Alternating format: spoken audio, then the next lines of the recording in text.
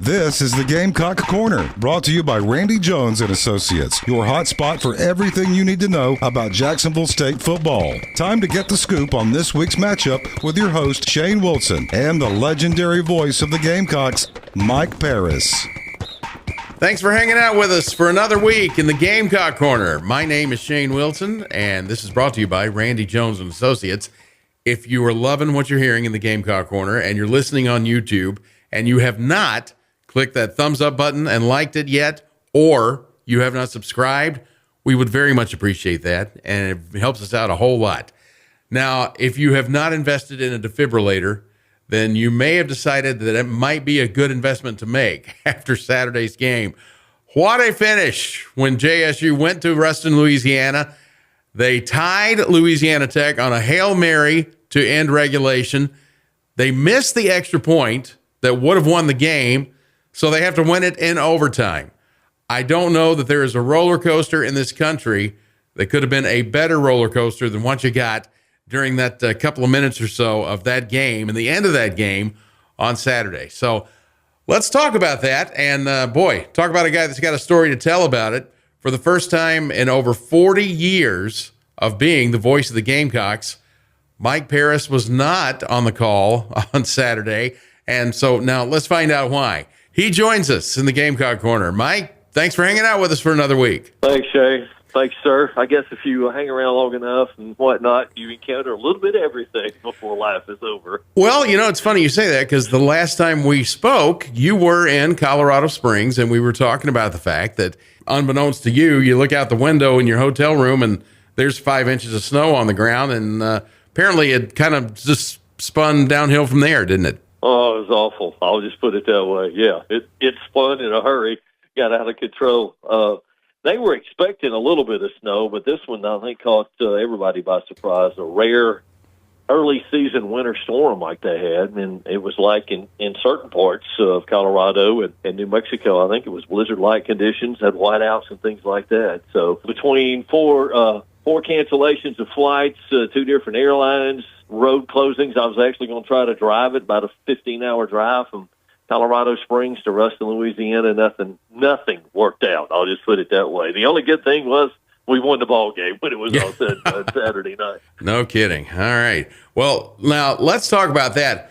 I don't know that there is a roller coaster at Six Flags or Disney or Universal that could be any better or any more frightening than what you guys experienced on Saturday. Talk about that at the end of the game. And by the way, where were you when that game was going on, since you weren't there? Well, as it turned out, ended up the basketball team had gotten aboard a flight, and you're talking about trying to get the entire travel party on there, and I had went off by myself trying to do my own thing so I could make it to Ruston, Louisiana for football. But as it turned out, the flight that they got out on Colorado Springs, I ended up on the same flight with them, and then we got into Atlanta and then back to campus Saturday night, right as the football game was coming to an end, as a matter of fact. So you avoided the little heart scare that it gave all the rest of us. Yes.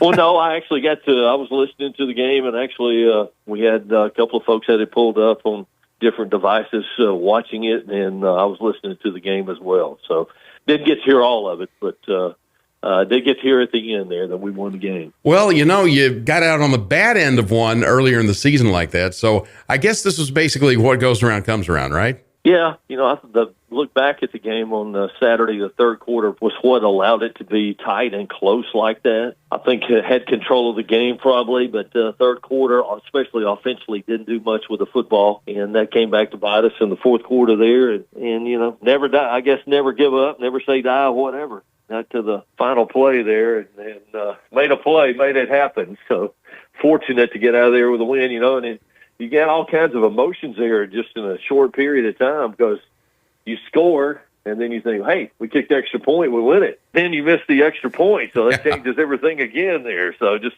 all kinds of different emotions to deal with in a short period of time there. Well, it goes down as a W in the box score, and that's all we're concerned about. And now back to Jacksonville, where you take on the Florida International Panthers. Now, the records are the exact opposite here. JSU at 6-3, Florida International at 3-6. Now, one good thing that might be working in the Gamecocks' favor is the fact that these guys have not won on the road all year. So other than that, talk about what you know about Florida International. They lost to Indiana, who's now 10-0 to start this season. Liberty beat them in overtime, so they've played well in some games. I guess inconsistency would probably be the thing on both sides of the football. Would be one of their issues, I guess, that you could say. Got a terrific wide receiver in Eric Rivers, a guy who's top 10 in the country as far as receiving yardage, average yardage per game off pass receptions, touchdown catches. He's had a phenomenal year for them. So he's their guy on offense. I think they want to get the ball in his hands. Couple pretty good running backs. We saw the quarterback last year. He didn't. Keon Jenkins, a sophomore talented guy. Among others, Auburn was one that was recruiting him, as a matter of fact. And he ended up at FIU. Didn't have a whole lot of success against us in the game down there last year, but I think he's been okay. Maybe need a little more consistency from that spot. Defensively, they've played pretty well for the most part. Tavion Barnes, their linebacker, number 2 in the country in total tackles for the year. Number 2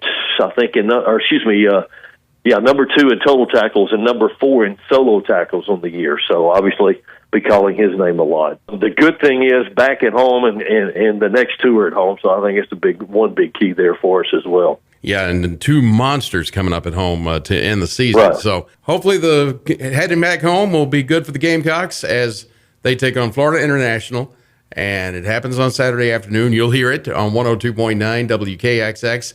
And then we'll be talking about it with Mike Parris in the Gamecock Corner 1 week from today. So, Mike, glad you survived the Colorado Springs adventure. And thanks, sir. We will talk with you again next week. All right, man. Appreciate it. Look forward to it. Pre-game as the Gamecocks take on the Florida International Panthers from Burgess Snow Field at Amherst Stadium in Jacksonville, noon. And we'll have the kickoff for you at 1 o'clock. Mike Parris and Ray Hammond will have the call for you on 102.9 WKXX, your home for the Jacksonville State Gamecocks. And then we'll be talking about it 1 week from today in the Gamecock Corner, brought to you by Randy Jones and Associates. Hi, I'm Randy Jones, your hometown trusted choice insurance agency. Randy Jones and Associates knows the playing field, and we have been proudly serving communities across North Alabama for 46 years. Having the right protection on the field is important. The RJA team of experienced agents will help you find affordable, customized insurance coverage for your family, business, and future. Stop by a local Randy Jones Associates office for a free, no-obligation quote or complimentary policy review. Join us next week for the Gamecock Corner, brought to you by Randy Jones and Associates, a production of WKXX Sports.